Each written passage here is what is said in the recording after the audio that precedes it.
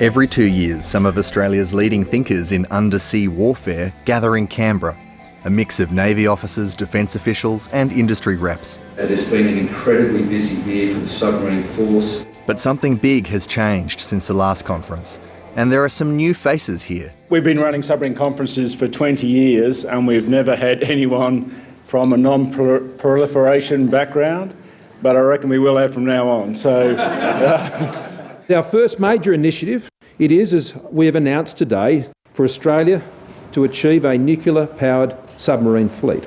It's just over a year since Australia announced it wanted to join one of the world's most exclusive clubs. This is a very special arrangement and a very important one for Australia. Only 6 nations have operated nuclear-powered submarines.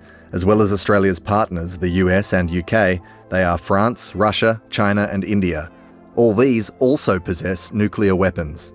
Beijing said the pact was extremely irresponsible. While Australian submarines will not carry nuclear weapons, their reactors will run on weapons-grade highly enriched uranium. Since that announcement, Australia has been reassuring the world that our commitment to the Nuclear Non-Proliferation Treaty is rock solid and that a thorough inspection and verification regime is being worked out. We have an impeccable record when it comes to compliance with the NPT, and we are working through and will work through with the IAEA to ensure that that record stands with full transparency. how are you? The head of the International Atomic Energy Agency, Rafael Grossi, visited Australia in July. In a report on AUKUS in September, he wrote the agency was satisfied with the level of engagement, noting that technical consultations will continue for the foreseeable future. The deal is particularly sensitive in our own region. Malaysia and Indonesia expressed deep concern over an arms race in Southeast Asia. It is important that we listen to concerns, that we respond to them respectfully. We had a very candid discussion on AUKUS just now, and I thank the Foreign Minister for explaining the current government's position, and Malaysia's position remained the same. Malaysia is very invested in a nuclear-free zone in Southeast Asia. If Australia requires nuclear-propelled submarines, what is going to prevent South Korea and Japan from also acquiring nuclear-powered submarines, because they also are allies of the United States?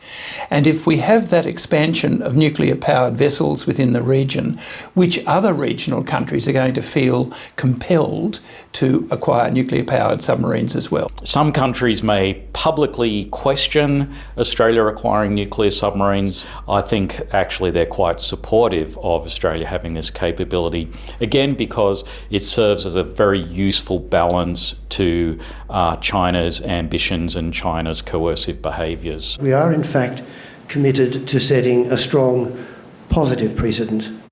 Australia's Ambassador for Arms Control, Ian Biggs, has been extremely busy. In 2022, I've already completed 32 international visits, engagements to try and get this on track. His key message, that Australia will not enrich its own uranium or manufacture fuel.